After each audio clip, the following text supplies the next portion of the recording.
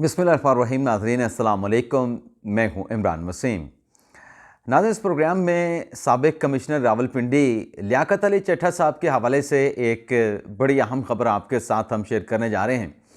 ख़बर नाज़रीन ये है कि चट्टा साहब ने बिला आखिर सच उगल दिया है और बता दिया है कि उन्होंने जो स्टेटमेंट दिया, जो धांधली के इल्ज़ामात लगाए पिंडी रीजन के, पिंडी डिवीज़न के पूरे इलेक्शन प्रोसेस पे, वो बयान उन्होंने क्यों दिया।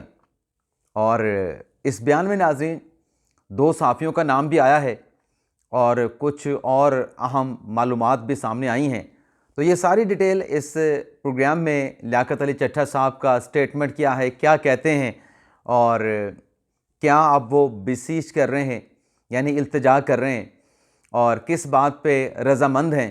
तो ये सारी डिटेल मैं अभी कुछ देर में आप नाज़रीन की खिदमत में पेश करूँगा और कुछ फ़ेक न्यूज़ का पोस्टमार्टम भी करना है और कुछ दीगर ख़बरें भी हैं। लेकिन सबसे पहले आप दोस्तों से दरख्वास्त करेंगे कि चैनल को सब्सक्राइब कर लें, बेल आइकॉन का बटन प्रेस करें और डेफिनेटली आपको वीडियो पसंद आएगी। और दरख्वास्त आपसे ये है कि वीडियो को आपने ख़ुद भी लाइक करना है और इसे ज़्यादा से ज़्यादा दोस्तों के साथ, अपनी कम्युनिटी के साथ आपने शेयर भी करना है और उनको लाइक करने का भी आपने कहना है। तो जैसा कि नाज़रीन आपके नॉलेज में है कि हमारा जो मॉर्निंग का व्लॉग होता है उसमें सबसे पहले अदालती महाज पर जो अहम मुकदमात की समाअत होने जा रही होती है उनका मुख्तसर सा एक कर्टन रेज़र आपके साथ हम पेश करते हैं। एक तो नाज़रीन जो इमरान खान और बुशरा बीबी और मलिक रियाज हुसैन के ख़िलाफ़ जो 190 मिलियन पाउंड का जो ओपन एंड शट केस है, सबको पता है कि मलिक रियाज हुसैन का पैसा बरतानिया में पकड़ा गया। वो पैसा NCA ने पाकिस्तान को दिया और पाकिस्तान को पैसा मिलने के बाद एक हाथ से लेके दूसरे हाथ से वो पैसा मलिक रियाज हुसैन को पकड़ा दिया गया। और ये सब कुछ हुआ बानी तहरीक इंसाफ साबिक़ वज़ीर आज़म इमरान खान साहब के दौर में। तो अडयाला जेल में इस केस की समाअत होने जा रही है और इसमें जो एक अहम चीज़ है वो नाज़रीन इस केस में ये है कि जज मोहम्मद बशीर साहब जो रुखसत पे चले गए थे, रुखसत की दरख्वास्त दी थी, अब अकाउंटेबिलिटी कोर्ट के नए जज आए हैं नासिर जावेद राना साहब, वो गालिबन इस केस की समाअत करेंगे। और इस केस में नाज़रीन जो मतलब किस लेवल पे पहुंच चुका था, फ़र्द जुर्म की कार्रवाई होना थी, यानी मुल्ज़मान पे फ़र्द जुर्म पड़ी जानी थी, इमरान खान पे, बुशरा बीबी साहिबा पे और दीगर जो दस्तियाब मुल्ज़मान हैं। बाकी तो कई मुल्ज़मान को जो है वो इश्तिहारी करार दिया गया है। शहजाद अकबर साहब हैं, उनके साथ फरा गोगी साहिबा हैं और दीगर मुल्ज़मान हैं। तो ये पिछली कुछ समातों से जो फ़र्द जुर्म की कार्रवाई है वो मौखर होती चली आ रही थी। तो देखते हैं कि आज इस केस में क्या डेवलपमेंट होती है। इसके अलावा नाज़रीन इस्लामाबाद हाई कोर्ट में हिबा फवाद चौधरी साहबा की दरख्वास्त है कि वो अपने खामन फवाद चौधरी से मुलाकात करना चाहती हैं अडयाला जेल में। इस पर इस्लामाबाद हाई कोर्ट में समाअत होगी। शेर अफजल मरवर साहब ने इस्लामाबाद हाई कोर्ट में दरख्वास्त की है कि उनके खिलाफ जितने मुकदमात हैं उनकी तफसीलात दी जाए। इस केस की हेयरिंग होगी। इसके अलावा डिप्टी कमिश्नर इस्लामाबाद के खिलाफ तौहीन अदालत केस की समाअत भी होने जा रही है। तो ये नाज़रीन अहम मुकदमात की समाअत। अब आ जाते हैं नाज़रीन दो फेक न्यूज़ का पोस्टमार्टम करना है। एक नाज़रीन कल ये ख़बर चली जैसे कमिश्नर पिंडी लियाकत अली चट्टा साहब ने रिज़ाइन किया, आकर प्रेस कॉन्फ्रेंस की। कल सोशल मीडिया पे ख़बर चली कि जो कमिश्नर मुल्तान हैं उन्होंने भी अपने ओहदे से इस्तीफ़ा दे दिया है और उनको प्रेस कॉन्फ्रेंस करने से रोक दिया गया है। तो ये नाज़रीन फेक न्यूज़ थी जिसने ये पोस्ट की, जिसकी मैंने पोस्ट देखी।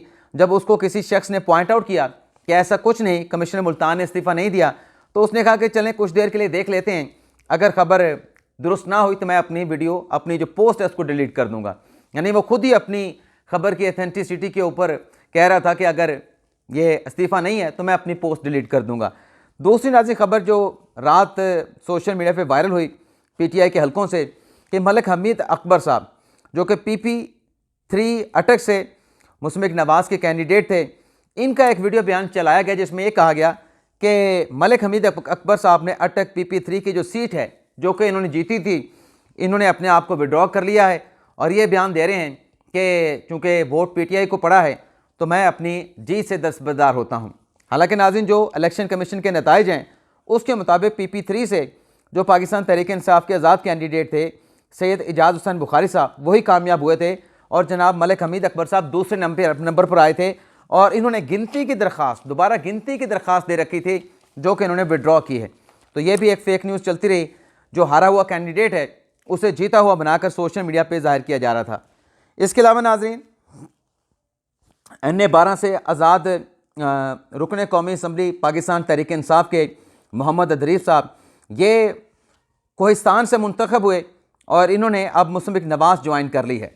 तो ये एक इसलिए अहम विकेट है कि खैबर पख्तूनख्वा में तो PTI का जक्खड़ चला, PTI को बड़ी तादाद में वहाँ पर कामयाबी मिली, उनके MNA भी जीते, उनके MPA भी जीते, लेकिन अब कौमी असम्बली का जीता हुआ उनकी सपोर्ट से आज़ाद जो रुकन है, जो उम्मीदवार है, वो मुस्लिम लीग नवाज़ में नाज़रीन शामिल हो गया है। इसके अलावा नाज़रीन अब आ जाते हैं कमिश्नर साहब वाली ख़बर पे। उसके अलावा कुछ दीगर ख़बरें भी हैं, उनकी डिटेल फिर आगे चल के आपके साथ हम शेयर करेंगे। एक तो नाज़रीन ये हुआ है कि कमिश्नर पिंडी साहब ने जो इल्ज़ामात लगाए कि पहले तो उन्होंने जो प्रेस कॉन्फ्रेंस की धोखाधड़ी के साथ की, PSL पर प्रेस कॉन्फ्रेंस करने आए थे और धांधली के इल्ज़ामात के ऊपर प्रेस कॉन्फ्रेंस करके बड़ी जल्दी के साथ, गालिबन उनको इतनी जल्दी क्या थी, चल दिया वहाँ से, और फिर उनका तबादला हुआ। और फिर जो उन्होंने इल्ज़ामात लगाए थे, मुतलका जो DROs थे, उन्होंने उनके तमाम इल्ज़ामात को तरदीद कर दी। और जो इलेक्शन कमीशन की आला सतह की कमेटी है, वो भी इंक्वायरी अपनी जारी रखे हुए है। वहाँ पर भी DORs के जो स्टेटमेंट है वो रिकॉर्ड किए। एक मरतबा फिर उन्होंने कमिश्नर साहब के बयानात को रद्द कर दिया। दूसरी नाज़रीन जो उनके खिलाफ कमेटी जो तहकीकात कर रही है, वो पंजाब हुकूमत की कमेटी है। यानी आपको याद होगा कि जब ये हफ्ते के रोज़ 17 फरवरी को स्टेटमेंट दिया कमिश्नर पिंडी साहब ने, तो एक तो इलेक्शन कमीशन ने कहा कि हम इसके ऊपर इन्वेस्टिगेट करवाएंगे। दूसरा जो वज़ीर पंजाब हैं निगरान जनाब मोहसिन नकवी साहब, उनकी तरफ से कहा गया कि पंजाब हुकूमत भी इस मामले को इन्वेस्टिगेट करेगी। तो दो इन्वेस्टिगेशन जनाब कमिश्नर पिंडी लियाकत अली चट्टा साहब के खिलाफ चल रही हैं। तो कल मुर्तज़ा सोलंकी साहब से पूछा भी गया कि बताएं क्या बना कमिश्नर पिंडी साहब की तहकीकात का। तो इसमें मुर्तज़ा सोलंकी साहब ने कहा था कि इदारों और निज़ाम पर जो है वो आपको एतमाद करना चाहिए। अब ख़बर नाज़रीन ये है कि जो मैं आपके साथ शेयर करने जा रहा हूँ, हमारे ज़राए का ये दावा है कि जो चट्टा साहब हैं, चट्टा साहब वैसे तो लियाकत चट्टा साहब के जो अपने कज़न हैं एहसन चट्टा साहब, सियासी डेरे के नाम से अपना व्लॉग करते हैं, यूट्यूब चैनल है, उन्होंने भी इनके साथ अपना जो ताल्लुक़ है वो तोड़ दिया है और कहा कि ये बंदा तो मतलब ऐसा नहीं था जैसा ये साबित हुआ जिस तरीके से उन्होंने प्रेस कॉन्फ्रेंस की। तो अब जो उनको इन्वेस्टिगेट किया जा रहा है, तो इस इन्वेस्टिगेशन में एक तो जनाब लियाकत चट्टा साहब ये साबित करने की कोशिश कर रहे हैं कि वो जहनी दबाव के पेशेंट हैं, यानी बावले हुए हैं, उनके ऊपर जहनी दबाव के वो मतलब क्रोनिक जैसे एक पेशेंट होता है ना, जो राना सनालो साहब ने भी कहा था कि ये जहनी दबाव की गोलियां लेते हैं, जहनी मरीज़ हैं, तो इनका टेस्ट भी होना चाहिए। तो इन्वेस्टिगेशन में ये भी आ रहा है, हमारे ज़राए का दावा है। दूसरा ये है कि जो उनसे पूछा गया, जो उन्होंने इल्ज़ाम लगाया धांधली के हवाले से कि आपने क्यों इल्ज़ाम लगाया कि धांधली हुई है, तो उस पर जनाब लियाकत चट्टा साहब कहते हैं कि मेरा ख्याल है कि धांधली हुई है। तो अब आप नाज़रीन देखें कि चट्टा साहब पहले कह रहे थे कि मैंने उन आरोज़ को हुक्म दिया, मेरे हुक्म के ऊपर वो रो रहे थे, चिल्ला रहे थे और वो करने के लिए सब कुछ तैयार नहीं थे। तो अब चट्टा साहब कह रहे हैं कि मेरा ख्याल है कि धांधली हुई है। लेकिन जो दो साफ़ियों का नाज़रीन उन्होंने नाम लिया, अब मैं उनके नाम आपके साथ नहीं शेयर कर सकता। वो साफ़ी कम, वैसे साफ़ी नहीं, वो तज्ज़ियाकार हैं।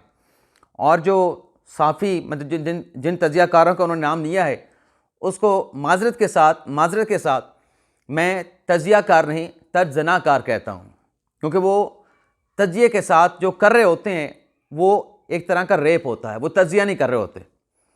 जिन दो उन्होंने नाम लिया है तज्ज़ियाकारों का, कि उनके व्लॉग भी सुनता हूँ, उनके मीडिया के ऊपर तबसरे भी सुनता हूँ, तो उनसे मुतासर हुआ हूँ। और ज़रा ये दावा करते हैं कि ज़ाहिर सी बात है कि जब एक बंदा इतना बड़ा आके पेंडोरा बॉक्स खोल दे, इदारों को क्वेश्चन कर दे, इदारों के ऊपर धांधली में मुलविस होने के इल्ज़ामात लगा दे कि किसी का मैंडेट चोरी करके किसी को दिया गया है, तो फिर जब इदारे इन्वेस्टिगेट करते हैं तो फिर उसका डाटा भी देखा जाता है, उसके बाकी मामलात को भी देखा जाता है कि किसके साथ गुफ्तगू चल रही है, किसकी कॉल आई है, किसको कॉल की गई है। तो नाज़रीन ज़राए का दावा है कि जनाब का जो डाटा देखा गया, जनाब को जो इन्वेस्टिगेट किया गया, जो दीगर चीज़ें पता चलीं, उसमें उनके ऐसे मामलात के गैर अखलाकी चीज़ें भी निकली हैं, उनसे मुंसलिक जिसमें वो मुलविस थे गैर अखलाकी चीज़ें वो भी निकली हैं। अब वो मैं बता नहीं सकता, यानी ऐसी चीज़ें हैं कि जहाँ पर इंसान जा नहीं सकता, सोच नहीं सकता कि मैं ये करूँ, ऐसी चीज़ें भी हैं ज़राए के मुताबिक।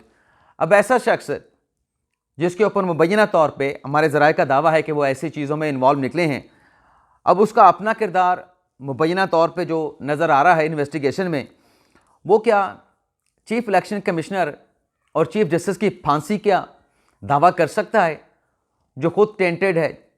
और उसके बारे में बताया गया कि जनाब जो चट्टा साहब हैं वो नायब तहसीलदार भर्ती हुए थे और तरक्की करते करते ये कमिश्नर के अहदे तक पहुँचे हैं। लेकिन जो राजा रियाज साहब ने बताया कि बड़ा अरसा इन्होंने फैसलाबाद में सरकारी मुलाजमत की है, तो राजा रियाज साहब का भी कहना है कि ये मुबैना तौर पे बहुत करप्ट अफसर फैसलाबाद में जाने जाते थे। तो ज़राए बताते हैं कि जनाब चट्टा साहब आजकल मुबैना तौर पे पाँव पड़ रहे हैं और इस बात की यकीन दहानी करवा रहे हैं कि जो आप कहना चाहते हैं मैं बयान देने के लिए तैयार हूँ।